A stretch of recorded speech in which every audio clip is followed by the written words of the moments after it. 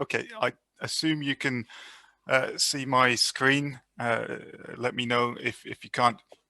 So I've not got the same sort of order of content as Ashley, but I wanted to explain what I do for a job. It seems to be what everybody asks me. Obviously, that it's a bit complicated, so I'll explain what the organization I work for, what I do, and then some of my experiences of how it is working where I work. What I can say, which will be recorded and put on YouTube. And I'll also, I collaborate with a lot of companies as well, so maybe I can give some insights into how those organizations work as well. So firstly, to sort of explain some things that I talk about is terminology. So I refer a lot to technology readiness levels. And this is one way to perhaps understand where the research you do fits in terms of very fundamental research, starting at TRL levels 1, 2, and 3, where TRL level 1 may be just coming up with an idea. And TRL level 3 might be showing that it works in a lab. And then if we progress beyond that level, we start to get to development and engineering. So this is very much where Ashley works, and many other companies, industry partners work here onwards. They work at 4 because they want to sell a product and they want to make sure it works reliably. And if you're in a university, you're probably a bit lower down because you want to publish a paper, and you can't publish that paper unless you're doing something new. So that's how people typically refer to the difference between universities and industry. But it is true that some companies do a lot of fundamental research. You probably just don't hear about it as much. And it is true that universities do work on some higher TRL demonstrators. But my role is very much in the middle between the two, and I refer to that as the valley of death. That is the translation of ideas from a university through to a company is particularly challenging because each organization doesn't take responsibility for that gap. I like this graph, which I know is a bit confusing when you first look at it, but those TRL levels are shown from the left to the right, and people would refer to fundamental science on the left, and the market opportunity on the right. But there's another scale in here as well, which is how is your research funded, or who benefits from it? Is it funded from the government, so state funded work, or is it funded from companies? So I cut across all of this graph, but I would say I'm probably down at this sort of lower end. I support companies quite a lot, and I support the transition of science through to the market. So that's what an RTO does. It's a research and technology organization, and that's what I'm a part of. So I'm not a university, but I'm also not a company. So we don't sell products, and we don't offer warranties on what we do. But our focus is not to publish papers or to present things at conferences. So we don't teach or award academic qualifications, but we do some training.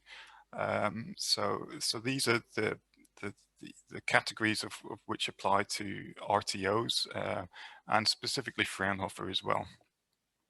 So Fraunhofer is one of an organization known as an RTO, but there are many across Europe. So this is a consortium of European RTOs. There's actually 350 of those organizations. Some of the ones you might know well include Fraunhofer, but there's also the Catapult Centers in the UK, and in different countries there are different organizations. So VTT in Finland, there is some in Dutch, in the Netherlands, in Spain. But some others which you may think are RTOs are slightly different. So the CNRS in France is more about fundamental research, the same as Max Planck's and CNR. So these organizations are very much on the lower TRL scale. and are less involved about supporting the market. And just so that you're aware, I guess I don't want to bore you with numbers, but when I started out, I had never heard of an organization like Fraunhofer. So it's interesting to know that 140,000 people are working in RTOs across Europe. Is not an insignificant sector. So when you're out looking for jobs, you might like to consider the different types of organizations you can work for, where they fit in that graph that I showed you. So this is a point which I usually make to company partners when I attempt to try and work with new industry partners, is that there are different ways to do research in your organization, and the typical way is shown on this graph bottom left, where you start with your research ideas, and some of them lead to new ideas and some of them lead to new technologies. And through the development cycle, you may find that only one or two of them end up as products, which can then be sold to the market. And you do this within your own organization. And it's my job really to speak to companies and try and persuade them that that's not the only way to do work, that if you talk to other organizations outside of your own, you may get the benefit of new ideas and new technologies, and therefore you increase some of your own opportunities and market size by generation of new products. Obviously, you also benefit others outside your organization as well. So the whole ecosystem is greatly improved if you're willing to collaborate and talk to other people about what you do. The other side to that is I often point out the limited facilities and skills within one organization, that if you just try and do all your work behind closed doors, you have very limited skills, staff, and equipment. So I've indicated what an RTO is, but specifically Fraunhofer, our mission is to provide professional research and development services to industry. So that's basically the single line statement of what I do, but there's more detail to that, of course. And specifically in our organization, it's about scientific excellence. So it's not just offering a machine shop or some service which could be done by another company. It's really about new ideas, new science, new prototypes, and new innovation. So in order to do that, we collaborate closely with universities as well. And we work together as part of a network of organizations. Yeah, so as I indicated here, Fraunhofer has existed for over 60 years in Germany. There are more than 70 different institutes employing 20,000 people. So it's not an insignificant organization. There's a €2 billion budget, and they do a whole range of topics, which is not just optics or photonics, which is what I do, but also all of these fields. There's a lot of work in information technology, a lot of work in chemistry, biochemistry, and life sciences. So there's a lot of work on machining, novel ways to manufacture things as well. So to give an indication of the budgets here, you can see that the 2 billion budget for 2018. But what I wanted to highlight is actually the split of the funding, which is how most people get familiar with how Fraunhofer's work. And that is that about a third of our funding comes directly from companies. So that's something which I'm tasked with doing, and my day job is making sure that companies engage with us and directly contract us to do research and development. The other 2/3 come from a mixture of sources, which includes funding competitions, which I must apply for and win competitively, and also a direct funding source which roughly matches the direct industry income. And this source is from the government, and they give us additional funding based on how successful we are at engaging with industry. So there are some Fraunhofers outside of Germany, so I just wanted to highlight those different sites around the world. And you can see on the map is Glasgow. So we're the first Fraunhofer Centre in the UK. Yeah, I might have another slide on that later. And the only one in the UK. But there are 7 in the US. There's one in Portugal, one in Chile, and it is an international organization. This was some data which I took from the Fraunhofer information website, which they've commissioned, and it shows how the different companies benefit or potentially don't benefit from interacting with Fraunhofers, and it shows you a comparison of companies which have not worked with Fraunhofer and ones which have. And you can see that typically companies that engage with Fraunhofer get an increase in their turnover, number of employees.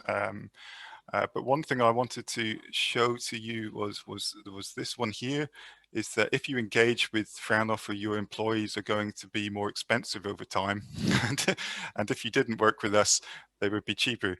And I think the point that I wanted to make with showing you this graph is that actually what we're encouraging industry partners to do is to have more advanced technologies, new types of products and new types of prototypes, rather than having a race to the bottom where you try and manufacture things as cheaply as possible, which is the alternative way to make your company profitable.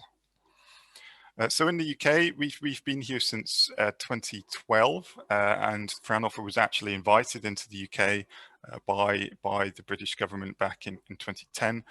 Basically, there were a number of reports done that said that the UK industry would be much more effective if we had an organisation like Fraunhofer in the UK. So not only did this enable us to set up in Glasgow, but it also started the initiative of the catapult centres, of which there are several now across the UK, which have a similar objectives to us. So we're based in Glasgow, basically as a result of a sort of competition where it could have been situated in another site across the UK doing a completely different topic. But we happen to have, or my bosses happen to have, very good interactions with another Fraunhofer Institute in Germany.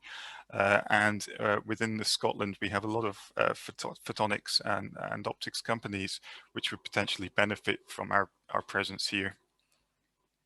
So we've grown to this slide slightly out of date. We have about 60 staff and students now, of which about half or slightly more than half of those are full-time staff, and slightly less than 20 of those are engineering or postgraduate research students.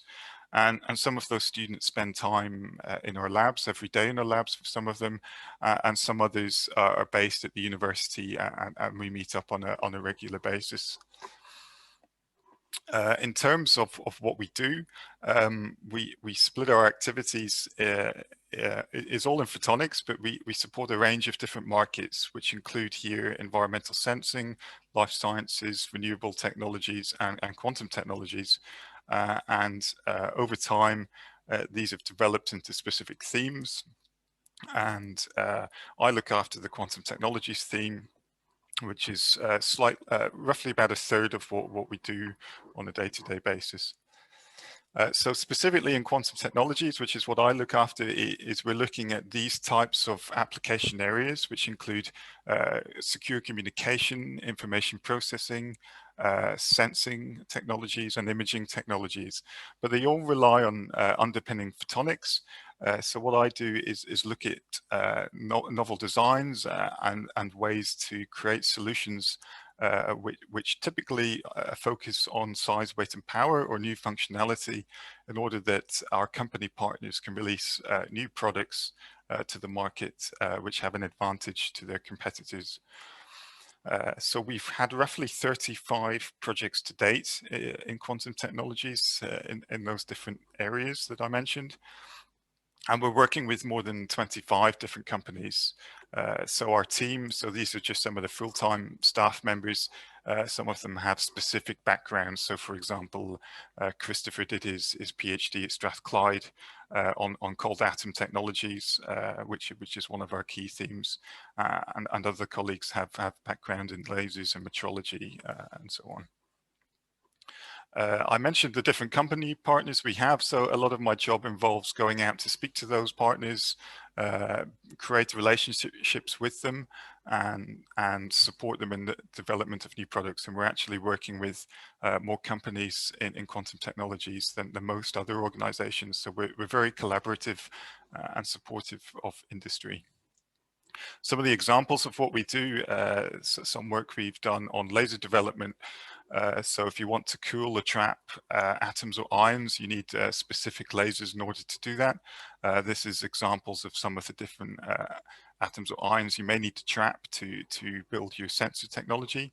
So we've done some work. So on the left here, this is with the European Space Agency to make a compact laser source with particularly high power levels. This one here is with a commercial partner, which is a very small handheld laser with a very stable frequency output for cooling rubidium. Some of the larger things that we've built working with other industry partners includes a full laser system here to trap and manipulate rubidium atoms, and this will be developed into a system to be flown on planes. So we're working with BAE Systems to take this forward into an inertial navigation system. And on the right is a portable system to measure gravity gradients. So it can actually look at sinkholes under the ground and tell you where they are, which other technologies really struggles to do. So yeah, a little bit about why maybe you might choose to go down the path that I've gone down, or why you might like to go to industry or stay in academia, is imagining that some of you are students at the moment. You have different paths available to you, and I'll show you how old that this slides that I made was 6 years ago. And so when I wrote this presentation, Donald Trump was clearly on the industry side. Little did I know I should change this to politics, but I thought I'd keep his picture there because he's quite amusing to look at.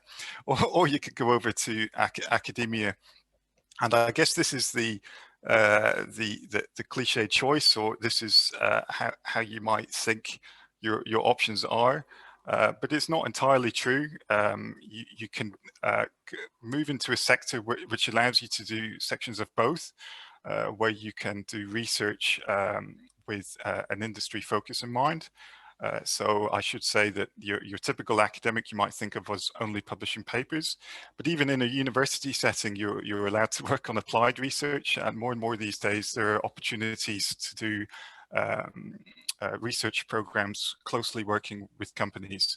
And likewise in industry, it's not all about selling products. There's the opportunity to do some quite fundamental research as well.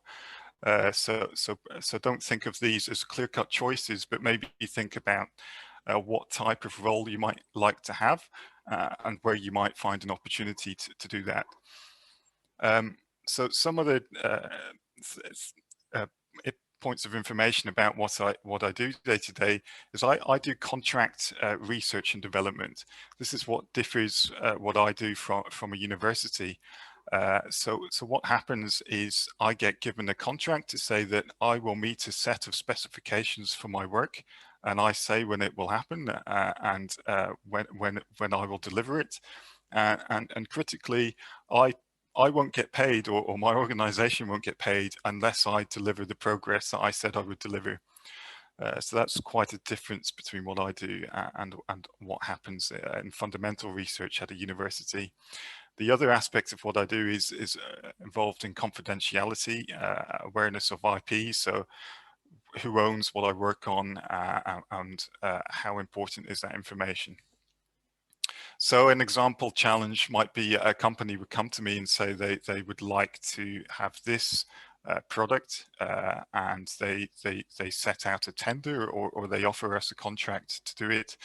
And my job would involve thinking about how to meet those specifications, how much would it cost, what are the risks? And if I'm working with a company that wants to release a product, perhaps they should consider whether that's the appropriate thing to do, and consider the type of product they may like to have. So in this example, there are several solutions to do that. Some other points to say why working in industry or with industry is interesting. Ashley touched on quite a lot of them already, so I don't think I need to go into them in too much detail. But solving problems that immediately make a benefit to society is really satisfying. So I guess it depends on your outlook of life. So you might like to consider what you enjoy doing. But I know, for example, there are products out there which I've helped create, and I know that for the next number of decades, you'll be able to buy these products and use them to go on and make a difference in some field of work that I have no idea what the customers will do with these products. Whereas if you publish a paper, I guess sometimes you get the feeling, or you never quite know what happens to that research. It ends up on a shelf potentially. So it's very satisfying to work on things that you know will benefit society. Working as part of a team is as much more important in what I do than some types of academic research. So I need to ensure that we deliver to the specifications we said we would deliver.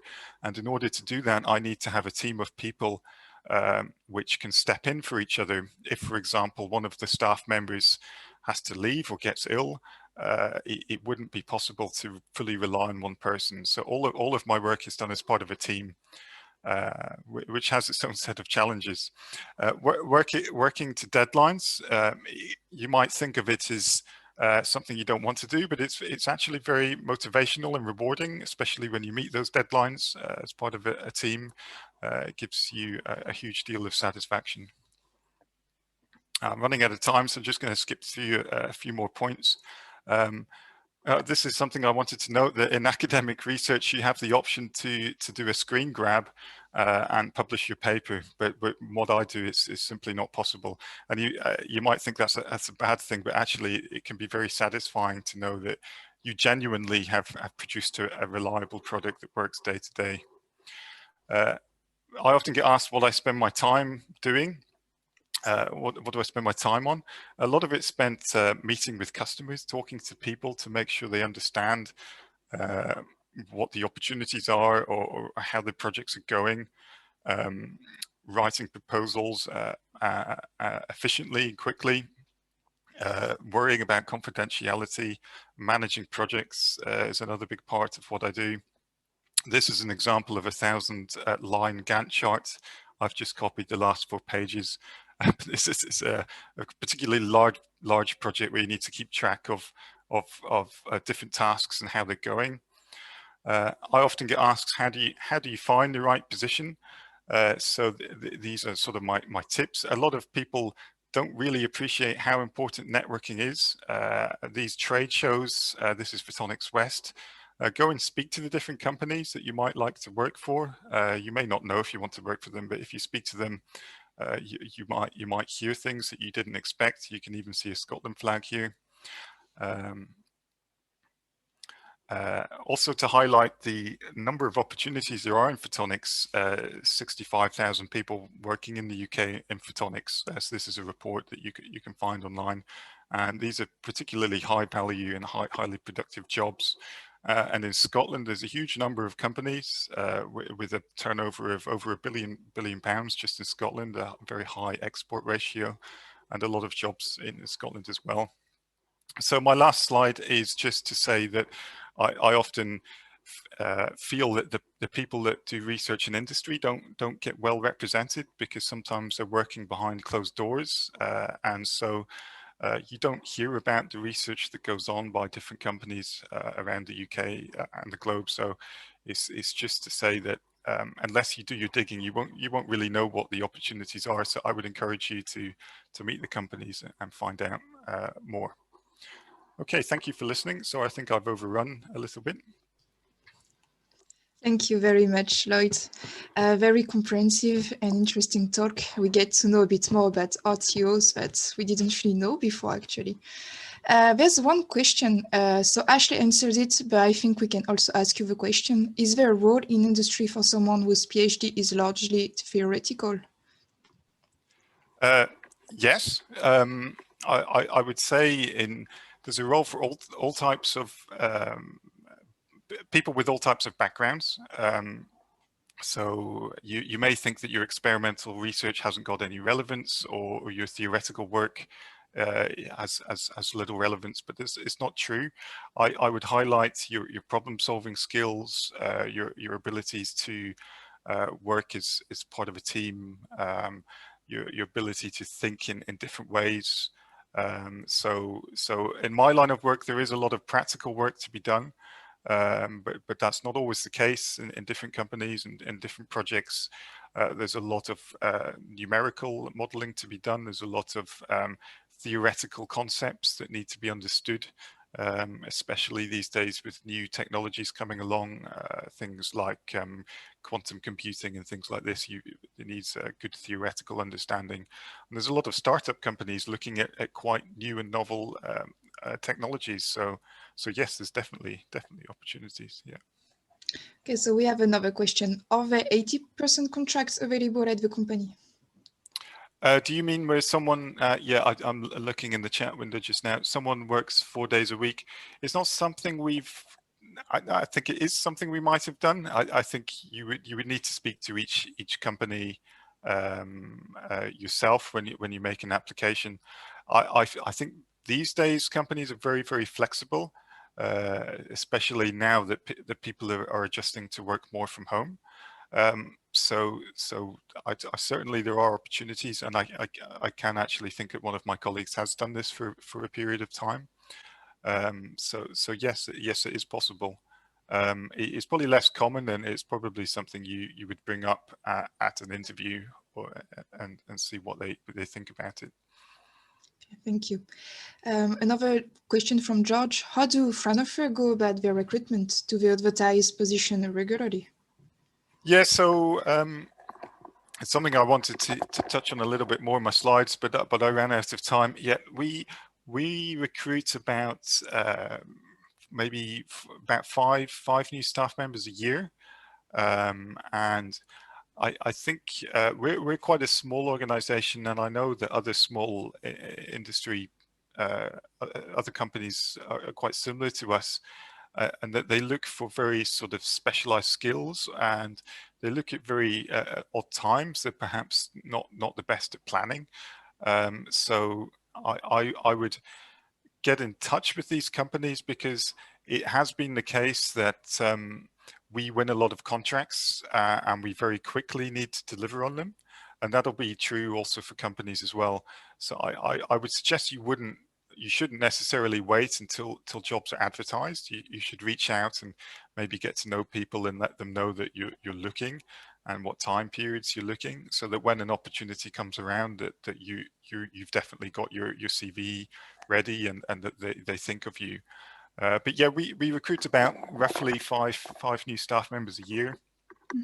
And I've seen other small companies are quite similar to us, and they put out job adverts out very suddenly and fill their roles very quickly. And it is maybe not the best plan is just to wait for that situation, but make yourself known to these companies. I do have a question as well. So you talk a lot about also teamwork to be able to meet the deadline. As a PhD, sometimes we have to just work by yourself. Sometimes we don't really have a teamwork. So how was the transition going through working as a team? How do you improve? How do you evolve in that? Yeah, that's a very good question. I think it's a difficult question for people who've got PhDs. They very much used to working on their own, and it was the same for me. I have my own experiments, and I work on my own, and then suddenly you discover that you actually have to work with other people. It can some people are really good at it, and some others struggle. I think the way that we manage it is communication, setting up well, these days everything's done on Zoom, but you can have your group chats for your projects, regular meetings with the different staff members, allowing them to share what they know about and what they don't know about. In the cases of planning, you know, agreeing when to take your holidays so that you're not all disappearing in the same week is a new concept for some people, and managing Gantt charts together. So it ends up that you have a lot more meetings, a lot of talking about what you will plan to do. But the benefits you gain are that you share responsibility for things, and you that can be very satisfying. But you also share the success with other people. You're never stuck on your own, but there's other people to talk to. So I think that can be very satisfying. Okay. Thank you very much. Well, thanks again for your really insightful talk.